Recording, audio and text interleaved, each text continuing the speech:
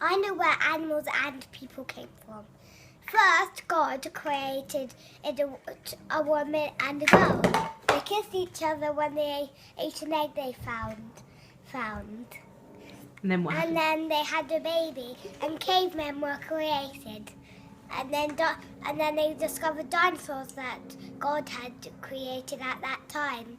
And then the dinosaurs had loads of babies, and the cavemen died, and the dinosaurs came. And then those dinosaurs got extinct by a volcano or a rock hitting the earth, making no food, and it's too cold. And then monkeys became, and the monkeys went from from fish to monkeys to cavemen. No, from fish to cavemen to monkeys